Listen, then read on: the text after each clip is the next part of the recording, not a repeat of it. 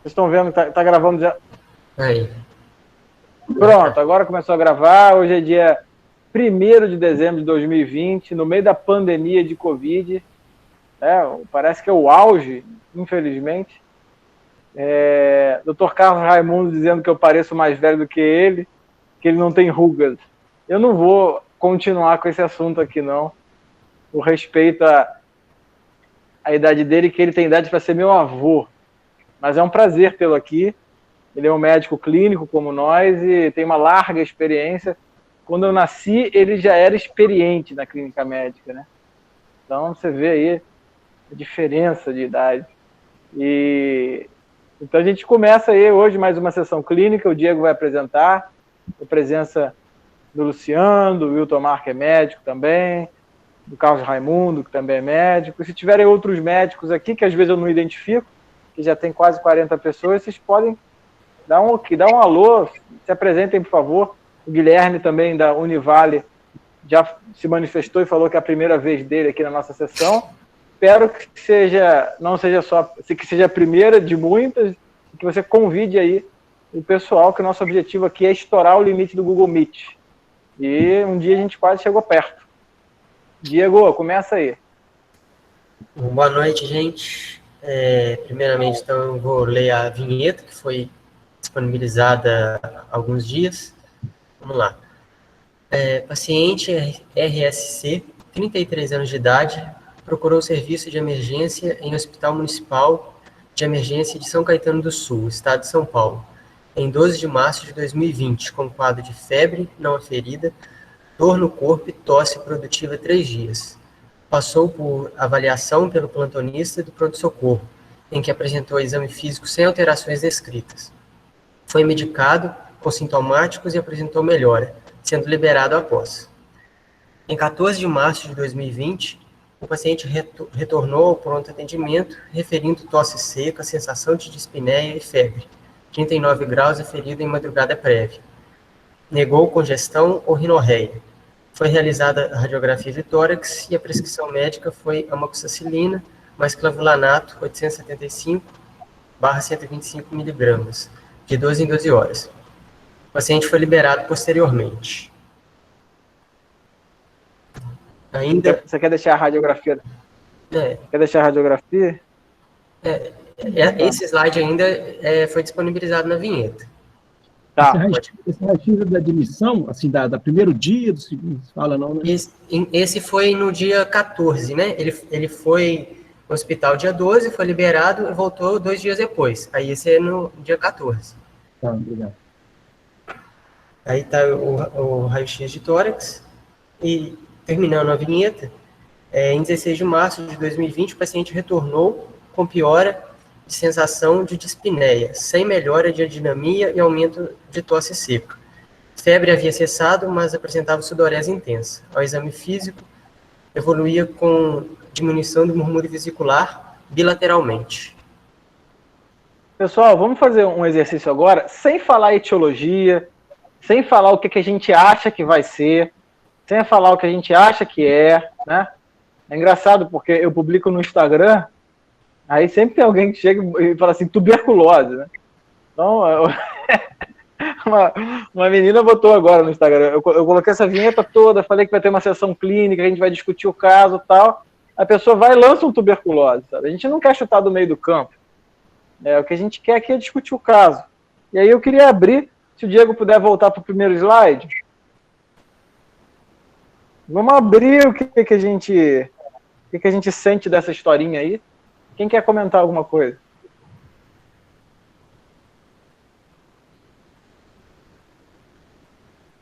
Vamos lá, Gabriela. Você que está no segundo período, o que vem na sua cabeça? Não precisa elaborar, não. O que vem na sua cabeça? Que esse pulmão tá esquisito. Tem um infiltrado aí, né? Bom, infiltrado você que está dizendo, mas você já falou que o pulmão está esquisito. Beleza. Você já está estranhando alguma coisa. Ok, acho que estranhar é uma das primeiras habilidades que a gente adquire, né? Você pode até não saber o que é, mas você pode estranhar. O Rafael aqui comentou, eu estava pensando em uma síndrome febril como síndrome continente principal. mas como ela cessou e a dispneia continua, eu penso numa síndrome continente como dispneica. E a síndrome dispneica com o murmúrio vesicular reduzido mais face seca. Acho que você tem um norte aí, né? Eu também concordo, que a síndrome dispneica, que é a dispneia, ela pode ser o sinal / sintoma que a gente vai usar para desenvolver o raciocínio. Então, a gente começar com uma síndrome continente, que é uma síndrome com base num sinal / sintoma, para ter pelo menos um norte, como dispneia, beleza, acho que é um bom começo. A Camila falou em Covid, né? Assim, março de 2020, Covid, tem que pensar, né? Tem que lembrar em Covid, no meio da pandemia, né? O Vitor Mar falou em síndrome de tosse aguda, síndrome de dispneia, síndrome febril, síndrome gripal. Acho que sim, a gente está aí num contexto de uma infecção de via aérea. Acho que é muito claro que, a princípio, parece um quadro de infecção de via aérea, enfim, não sei se superior ou inferior, mas o início é uma coisa muito simples, a princípio, né? O problema desses pacientes é que, assim como ele, vários pacientes vêm à emergência sempre com a mesma coisa e resolve com, sem ou apesar do médico. Então, acho que esse é um ponto importante aí. Mais alguém quer comentar alguma coisa antes de eu passar para o Luciano? Uma tosse com expectoração, depois foi para tosse seca, né?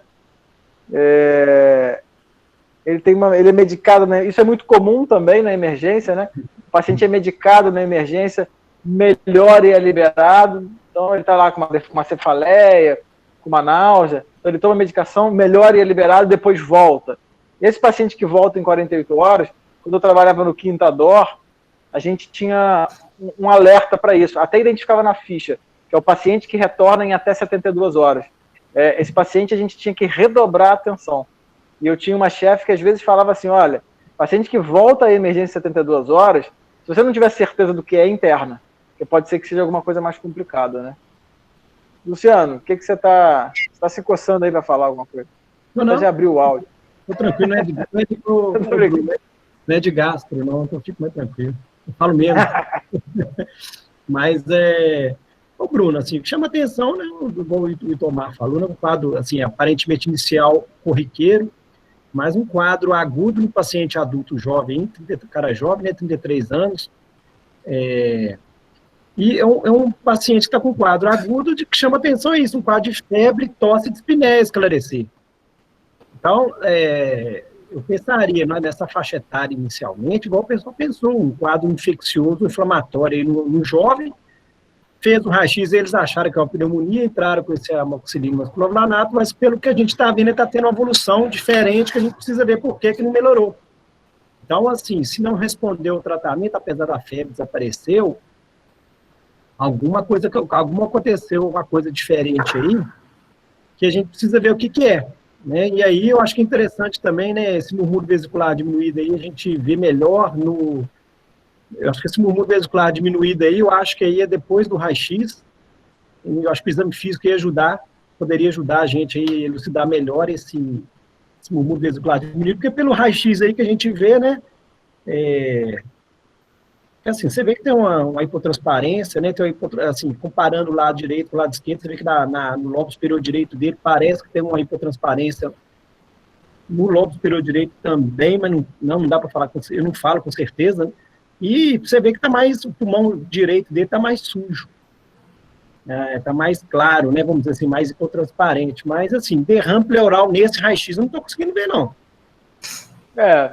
Dois pontos que me chamam a atenção. Primeiro, que ninguém examinou o doente também. Então, não falam aí dos sinais vitais, exame físico seria importante. Segundo, apesar de ele estar sudoreico, né? Segundo, esse raio-x, quanto à técnica, ele parece um raio-x de tórax em PA, que a gente vê a bolha gástrica, né? Mas ele está pouco inspirado. A impressão que dá é que ele está pouco inspirado, e você vê um hilo borrado, e talvez ali uma área cardíaca aumentada, e esse hilo borrado à direita, não vejo um broncograma aéreo evidente ali não, para falar que é consolidação, mas eu ficaria curioso em relação à congestão pulmonar. Eu procuraria ao exame físico dele sinais de congestão pulmonar.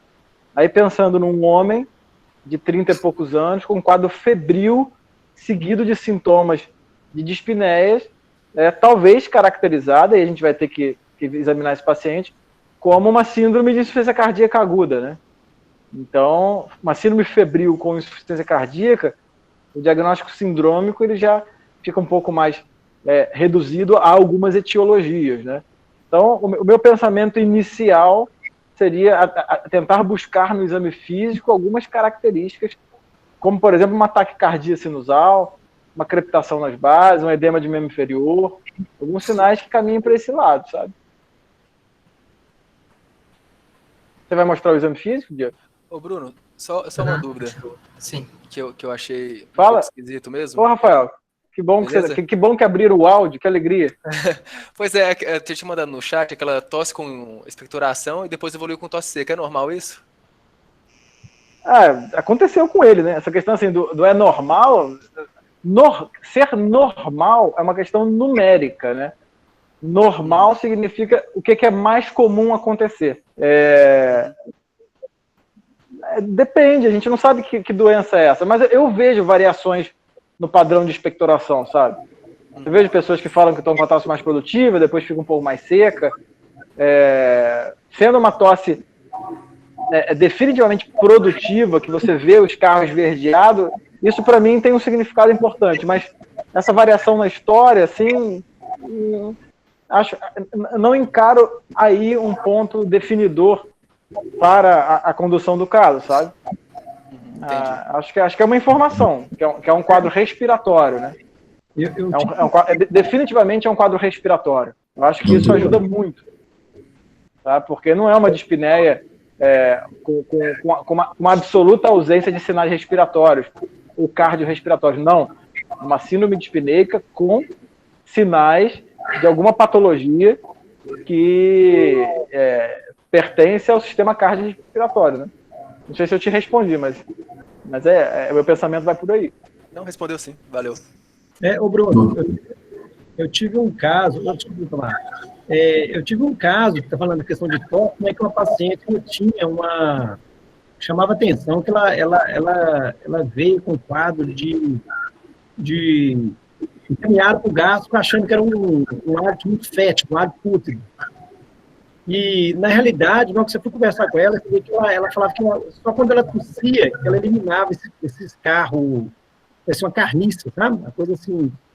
E aí, o que aconteceu? Quando ela chegou para mim, ela estava naquela fase, na realidade, era um abscesso pulmonar, que ela tinha aqueles carros produtivos, né, que a tosse produtiva, mas quando ela chegou para mim, está naquela fase da vômica, que ela eliminou aquele material necrótico. Então, quando eu peguei essa paciente, era vômica.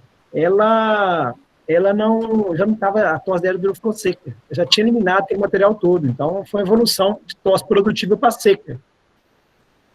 Eu já vi paciente com abscesso pulmonar, o que fica na minha memória é que pelo odor, você já sabe. Você entra no quarto do paciente com abscesso pulmonar, é cheiro de podre.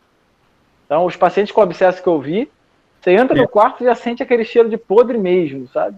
Isso me chamou muita atenção nos pacientes que eu vi com abscesso. Sobre Covid, olha, claro que pode ser. Covid é uma doença que a gente está conhecendo agora, né?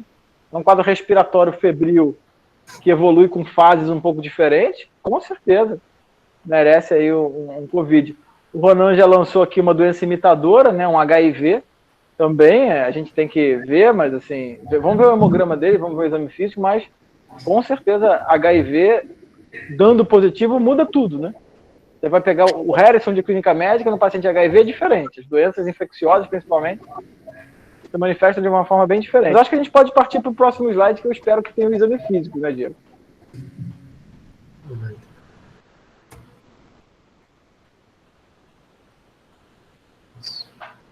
Bom, então vamos continuar. Foi realizada nova radiografia de tórax, em que foi apresentada a intensa piora com radiopacidade pronunciada em campos pulmonares bilaterais, tendo instalado suplementação de O2 por catéter nasal com discreta melhora. Você mostrou a mesma radiografia, né? Não, a figura era outra. Mas essa aí volta lá. Vou voltar. Passa de novo. Ué, essa é a mesma radiografia, cara. É assim, cara. A gente finge. Você confundiu isso aí, cara. Isso aí é a mesma radiografia de tórax. Até a bolha gástrica tá no mesmo formato.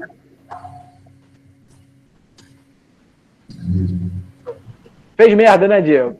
Não, depois eu vou mandar o artigo no grupo. Vai ver. Ei, doutor. Deixa eu falar uma coisa aqui antes de passar para frente para o exame físico. Estão me escutando? Não, normal. Eu já vi algum paciente chegar com um quadro bem parecido com esse e o pessoal ficar na ânsia de coronavírus, pedir exame tudo normal e depois o paciente evoluir e receber diagnóstico lá na frente, na internação de H1N1. Uhum. E o quadro é bem parecido com isso, uma evolução assim, em poucos dias, o paciente tem uma piora súbita praticamente, subaguda, né?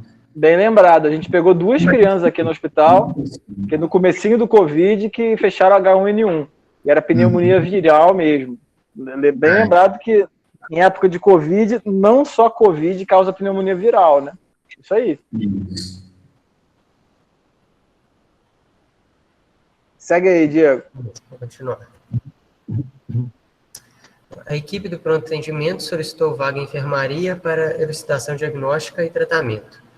Em 16 de março de 2020, o paciente foi recebido na enfermaria do Hospital de Emergências, sendo realizada a anamnese do paciente, descrita a seguir. Paciente admitido em enfermaria com quadro de tosse produtiva, febre há 4 dias, tendo usado amoxicilina mais clavulanato por 2 dias, sem melhoras. Nega viagem para o exterior ou contato com pessoas com sintomas de Covid-19. Tem diabetes de antecedentes pessoais, porém não faz tratamento regular. Em admissão em enfermaria, o paciente apresentava-se em Glasgow 15, eupneico, em catéter de O2, acianótico. Ritmo cardíaco regular em 2 tempos, frequência cardíaca 90, pressão arterial 120/70, murmúrio vesicular presente com roncos difusos esparsos e diminuído globalmente. Radiografia de tórax, radiopacidade pronunciada nos campos pulmonares bilateralmente. E aí, pessoal? Abra um áudio aí, vamos conversar.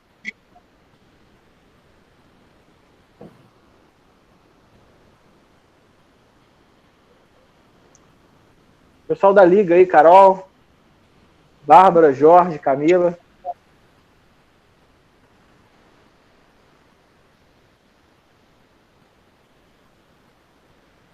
Oh, meu Deus do céu.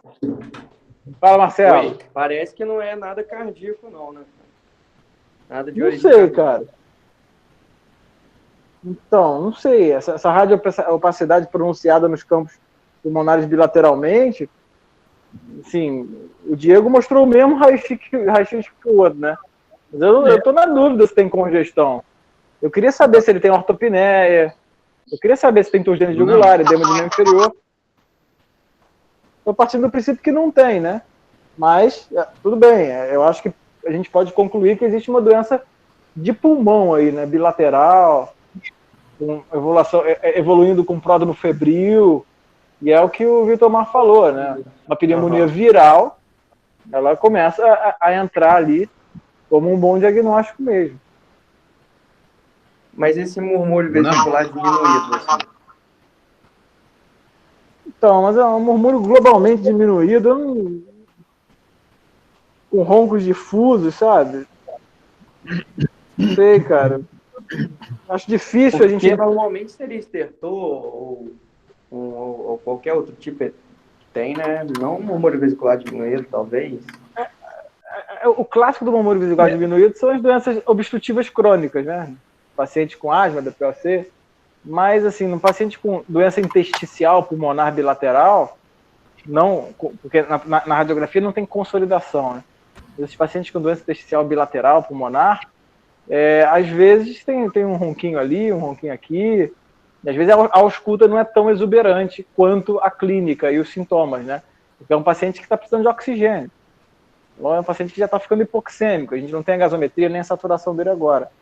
Mas ele entra para elucidar um diagnóstico que envolve um quadro definitivamente agudo, febril, respiratório, com alteração radiográfica. Então a gente está caminhando por aí. O Bruno, meu filho. Abre o áudio aí, Rafael. Então, é que eu tô nessa parte da tosse ainda, porque falou que agora a tosse era produtiva, mas antes falava que era seca e antes disso falou que era com estruturação de novo. Aí eu fiquei pensando assim, se tem algum mecanismo fisiopatológico assim de tosse com expectoração e tosse seca que eu possa pensar mais em uma causa do que na outra. Entendeu o que eu quis dizer, mais ou menos? Entendi. Olha, entendi. Assim, por exemplo, havendo uma tosse produtiva, esse material vem de uma consolidação e fisiopatologicamente significa que tem preenchimento alveolar, eu vou pensar na pneumonia. Então, havendo tosse seca, uma doença intersticial, sem preenchimento alveolar, então eu vou pensar numa doença de parênquima pulmonar aguda. Cara, eu não me guio muito por isso, vou te ser sincero. A não ser que tenha ali uma tosse com uma expectoração esverdeada ou uma vômica, que não é comum. Não é isso que me guia muito, não.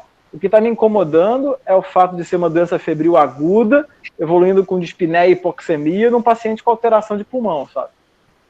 Isso aí que está me mostrando onde está a doença, sabe?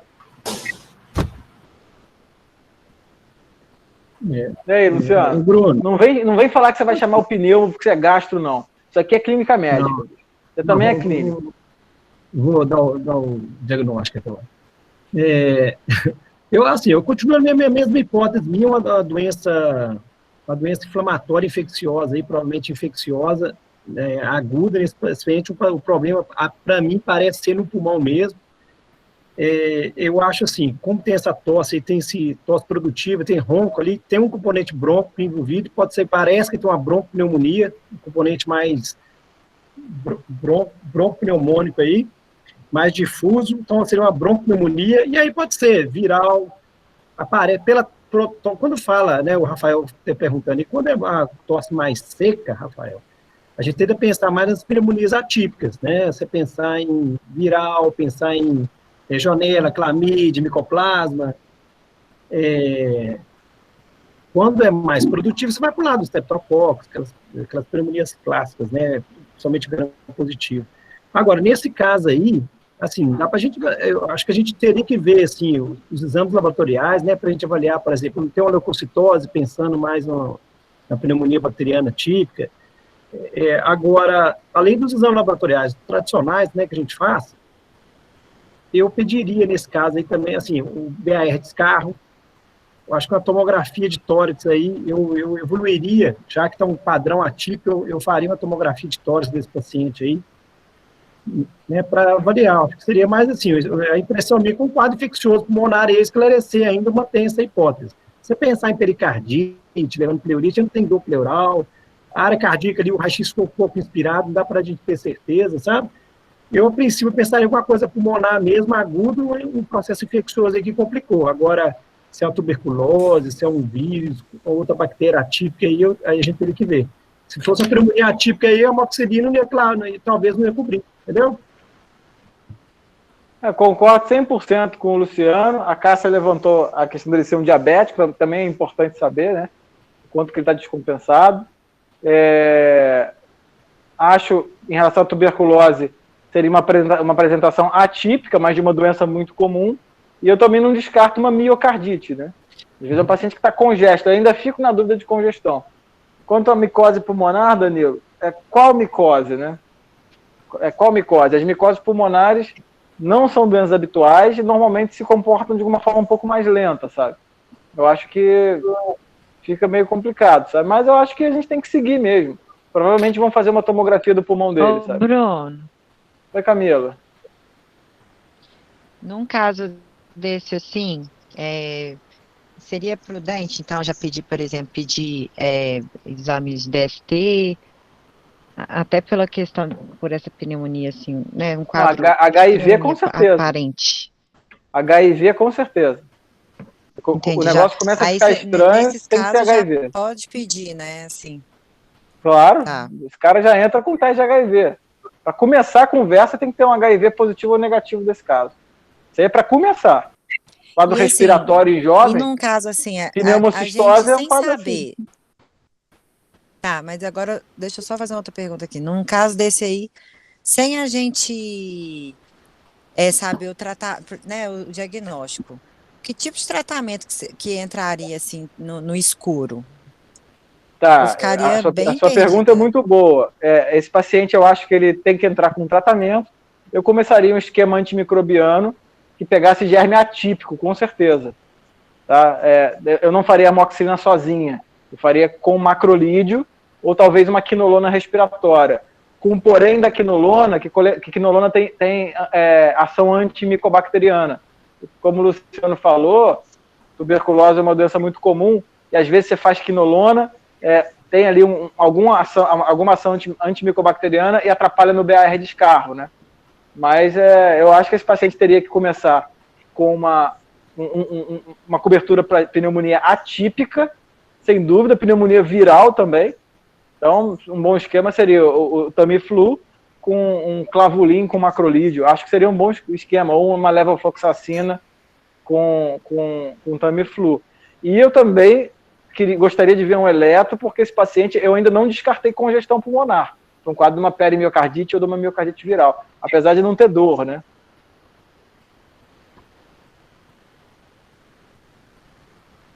Concorda com o esquema, Luciano? Concordo. Assim, pode ser também o ceftriaxone e claritromicina. Né? Acho que é um esquema bom. Beleza. Toca o barco aí, Diego. Os exames laboratoriais, em 16 de março, foi no dia da admissão na internação do paciente, né? Hemoglobina 15,5, leucócitos 16.150, bastões 323, VHS 23, sódio 135, potássio 4,3, ureia 2, creatinina 0,6, PCR 23,6 e glicemia 344. No PCR é sempre importante botar se é miligrama por litro ou miligrama por decilitro, porque ou isso aí é 23 ou seria o 2,3, né? Isso ajuda muito para saber o quanto que está elevado, né? A única coisa que chama atenção é uma leucocitose com hiperglicemia, né? Que num paciente diabético infectado com uma virose ou com uma bactéria, faz alteração glicêmica mesmo, né? Ainda mais não controlado. Ô Bruno, eu esqueci de só te falar na amnese lá, que aquela sudorese intensa, a gente sempre fica de olho na tuberculose e linfoma também, né? Duas coisas que a gente fica de olho, né? Pois é, o que eu tinha interpretado dessa sudorese eu estava imaginando um paciente mal perfundido, né? Entrando numa sepse, mas não foi o que aconteceu, né? Pode continuar. Hipótese diagnóstica e conduta. Aventada a hipótese diagnóstica de pneumonia e diabetes descompensada. Solicitação de tomografia de tórax, isolamento respiratório, pesquisa de COVID-19, SWAB e PCR. Optou-se por iniciar piperacilina mais tazobactam, 4,5 mg, 6 horas, e a correção de dextro. Só um parênteses, esses 323 de bastões provavelmente é o número absoluto, que corresponde ali a porcentagem baixa frente aos 16 mil leucócitos, entendeu? Então o que ele está dizendo é que não tem um desvio à esquerda exuberante, foi o que eu entendi. Até 7%, até 700 bastões, mais ou menos. Pois é. Então, acho que é assim, começaram tazocin, ok, abre um espectro bom, mas não pegou atípico, né?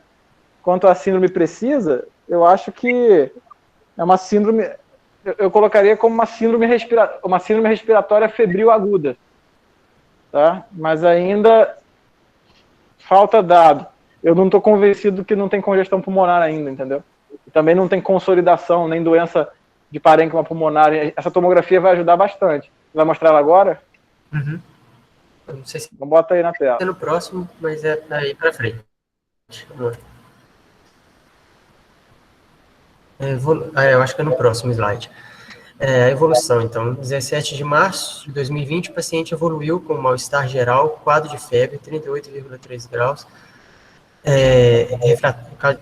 refratária à medicação, febre refratária de medicação, dessaturação 85% em O2, 3 litros por minuto, taquicárdico 104 batimentos por minuto, taquipneico 84 incursões por minuto, pressão arterial 120 por 70, ritmo cardíaco taquicárdico com abafamento de bolhas, dor torácica, turgência jugular com sinais de disfunção diastólica, murmúrio vesicular presente com estertores creptantes por todo o hemitórax direito.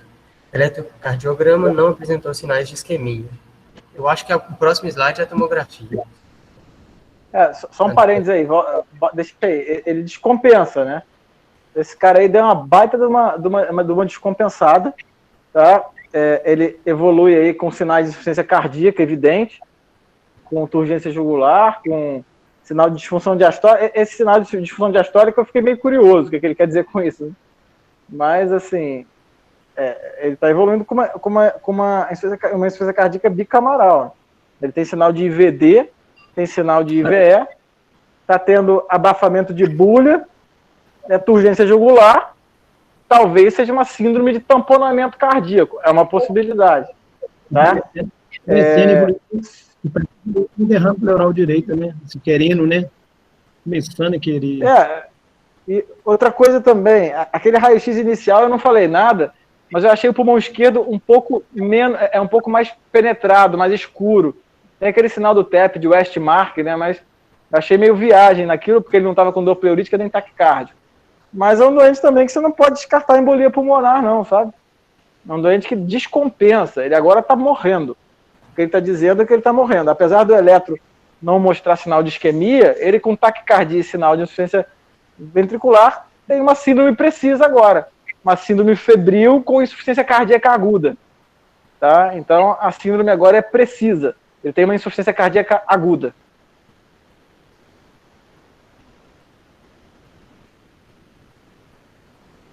No dia seguinte. Tá. No dia seguinte. Só interessante, assim, aquele ovo galinha, né? Você fica assim, o quadro pulmonar, o coração está levando o pulmão está levando o coração, né? Assim, se você pensar assim, ó, esse paciente que estava com a pericardite evoluindo, apesar que não tinha dor pleurítica, né? Chama atenção a isso nesse caso. Será que ele estava tendo uma pericardite, evoluiu para o tamponamento? Mas, assim, no momento ele queixou uma dor pleurítica, né? Então a anamnese foi mal feita. Essa dor torácica. Você fica assim, será que esse cara está tendo alguma coisa, por exemplo, um cometimento tuberculoso aí, levando ou foi alguma outra causa no coração que está levando a isso? Você pensou alguma coisa, Bruno, no coração específico? Endocardite? Então, eu acho que tuberculose é um pouco mais arrastado. Eu acho que o que o Carlos Raimundo falou, um corpo pulmonar é uma possibilidade, né? Um paciente que evolui talvez com corpo pulmonar, é verdade, com dispneia, com turgência jugular. Então, você tem que pensar, talvez, num TEP mesmo. Esse paciente pode ter evoluído com TEP. Nesse contexto de Covid, por exemplo, Covid a gente sabe que é uma doença que parece trombogênica. E realmente, é uma coisa só, que a gente sabe que TEP pode começar, também pode dar febre no começo, mas não é habitual, né? Será que esse paciente está evoluindo uma doença só? Que é uma doença febril, que levou uma miocardite e ele entrou em insuficiência cardíaca? Ou será que é uma doença febril e agora ele evoluiu com TEP, porque o Covid aí está mostrando que é uma doença trombogênica? Já vi alguns casos de TEP associado à Covid nesse cenário desse jeito. Se fosse há 1 ano antes da pandemia, eu ia insistir que se tratava de uma doença só e ia apostar em miocardite, nesse caso. Mas, no contexto dessa doença doida que está aí, não acho impossível esse paciente ter evoluído com TEP num contexto de Covid, não, viu? Então, eu acho que a angio-TC ela vai cair bem. E acho que eu tô curioso para ver o coração desse cara ainda. Eu continuo com essa curiosidade. Pode passar aí, cara. No dia seguinte, dia 17 de março, no dia seguinte após a internação, eles repetiram os exames laboratoriais, hemoglobina 14,2, hematócrito 41%, leucocitose de 15.000, 30, plaqueta 143.000, PCR 25, ureia 36, creatinina 60, sódio 135, potássio 4,2. Não mudou nada, né?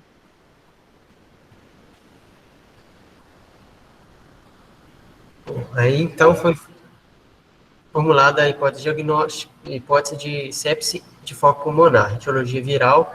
A equipe optou por obtenção de via aérea definitiva com intubação orotraqueal. Pressão arterial 154/91, frequência cardíaca de 48, saturação em O2 82%, FiO2 100%. Devido à instabilidade hemodinâmica, o paciente foi mantido em sala de emergência à espera de vaga na unidade de terapia intensiva. Nessa hora a gente perde o minuto a minuto do doente grave, né? Você vê que ele vai de taquicardia para bradicardia, de 100 e poucos para 48, a gente não vai saber o que aconteceu, porque, enfim, não tem os eletros seriados, não tem aquelas gasometrias seriadas, os laboratórios seriados, não sabe qual foi o contexto da sedação, qual a droga que foi usada. Então, o minuto a minuto da situação micro, a gente não consegue entender, mas aquele macro cenário, a gente está vendo que é um doente que emburacou, que começa com um quadro febril e entra em insuficiência respiratória. Eu continuo com a mesma pegada. Não mudou muito para mim ainda esse pensamento, não. E para vocês? Não, também não. Agora, é interessante ver o que eu estou pensando, que eu vejo nesse caso aqui. Nós estamos aqui sentados, discutindo, tudo calmo. Você imagina quem está controlando esse paciente instabilizando, indo para o CTI, entubando, e assim, o desespero que é, né? Se a gente já não sabe o diagnóstico aqui, imagina quem está com a pressão, a batata quente na mão, né? Como é que é estressante. Né? É muito ruim, é muito ruim. Cara novo. Uma merda mesmo. Pode passar. Foi realizada a tomografia computadorizada de tórax que apresentava intubação seletiva de brônquio fonte direito. Opacidades em vidro fosco extensas em ambos os pulmões, comprometendo todos os lobos com predomínio em lobos inferiores, em que se notam consolidações com broncogramas aéreos, o que sugere processo inflamatório infeccioso. Não é possível afastar a etiologia viral.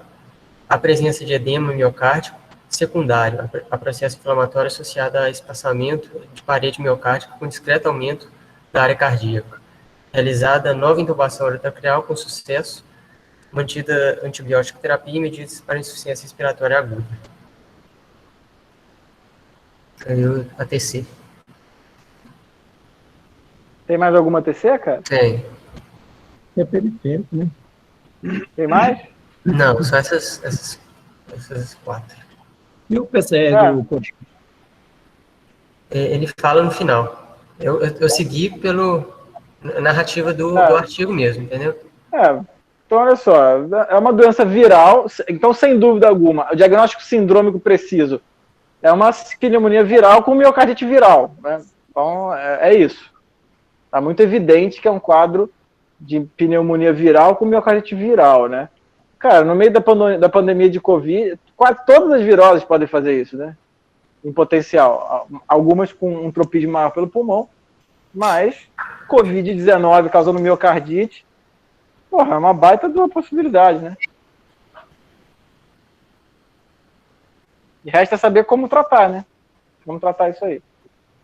Então, 18 de março, o paciente evoluiu para o mal-estar geral, apresentou taquicárdico, destaque dispneico, sedado. Pô, mal-estar geral? O cara estava entubado, cara. Como é que ele evoluiu para mal-estar? Ritmo cardíaco taquicárdico com hipofonese de B1 e B3 em esboço. Presença de turgência jugular, edema do membro inferior, uma cruz em 4. Murmúrio vesicular com roncos difusos. Iniciada a observação para miocardite aguda, mais sepse de foco pulmonar. Mantida antibiótico terapia associada a monitoramento hemodinâmico. Início de fármaco vasoativo, caso necessário. A medicina do dia seguinte é muito mais fácil, né? Mas nesse caso aí, eu pensaria, antes disso tudo, de ter pulsado ele com corticoide, viu? Era um pensamento que minha mão ia pesar para fazer isso. Pelo contexto de Covid e de miocardite. A gente vendo aí, o paciente com Covid tem tido boa resposta com pulso de corticoide. Então eu teria ali, talvez, lá no começo, identificando uma pneumonia, descartando ou confirmando Covid, né, colocar aí a possibilidade de uma pulsoterapia, viu? E é interessante que isso é de março, né? O março estava começando o Covid, né? Márcio ninguém sabia, né, cara, o que tinha que fazer. Corticoide, Pois é. É por isso que eu falei que a medicina do dia seguinte é diferente. Com certeza. É mais fácil. Falar sentado do sofá é fácil, né? Difícil é tratar do doente. Por isso que eu quero deixar claro aqui que isso aqui eu estou numa situação de não estou arriscando minha pele em nada, né? Estou apenas dando palpite. Pode passar aí o próximo. Vaga de UTI para paciente disponibilizado em Hospital das Clínicas, em São Paulo. Porém, o paciente evoluiu para óbito no momento da admissão devido a quadro de insuficiência respiratória aguda por Covid-19. Fechou o Covid, então? Eu estou seguindo a narrativa do artigo mesmo, não mudei a ordem, nada, entendeu? Em 17 de março de 2020 foram realizados testes complementares que apresentaram os seguintes resultados. Troponina quantitativa 0,49, dedímero 0,1, lactato venoso 2, teste rápido de HIV negativo. Foi realizado suave orofaríngeo em 17 de março de 2020, com resultado negativo. No entanto, é notório que a especificidade do suave nasal gira em torno de 63%, sendo utilizado em primeira triagem. Pode passar. Acho que tem o último slide. O exame padrão ouro para detecção de COVID consiste em coleta de amostra em vivo ou pós-mortem de PCR, em que foi obtido o resultado positivado da amostra. Coleta em 19 de março de 2020, pós-mortem. Os exames realizados no estado de São Paulo, obtidos por meio do Sistema Único de Saúde, foram analisados pelo Instituto Adolfo Lutz Central, concluído o diagnóstico de infecção pelo novo coronavírus. Porra, que tristeza.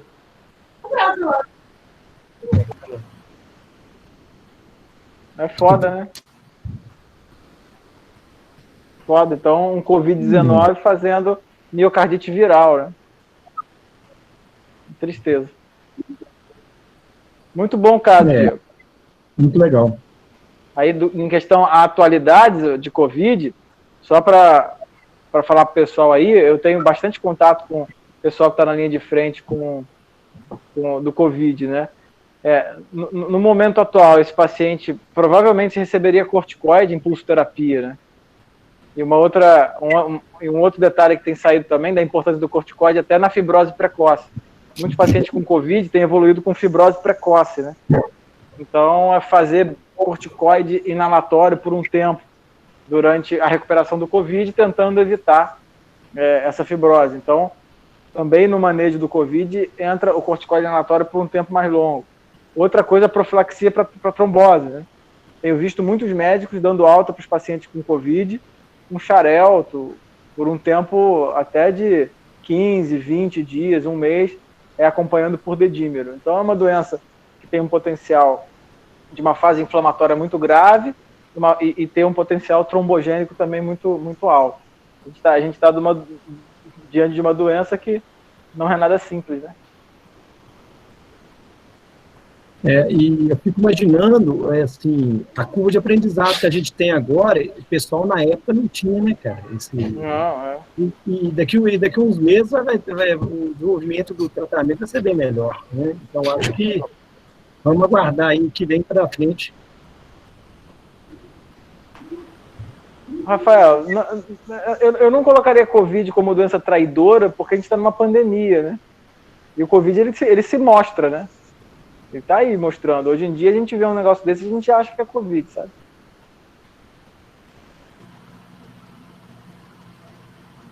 Mais algum comentário ou pergunta? Isso aí, Diego. As sessões estão ficando cada vez melhores, hein? Muito legal, né? Até o jeito como a gente conduziu, assim, foi discutir, foi legal. Foi bem interessante. Muito bom. Muito bom mesmo. Beleza, pessoal? Beleza. Valeu, obrigado gente. aí pela participação. Um abraço a todos. Diego, você que tem que encerrar porque você é o anfitrião. Beleza. Bom, pessoal, agradeço a presença de cada um aqui e convido para a gente se reunir novamente na próxima semana, nesse mesmo horário. Obrigado, gente. Tchau, pessoal. Um abraço. Fiquem com Deus.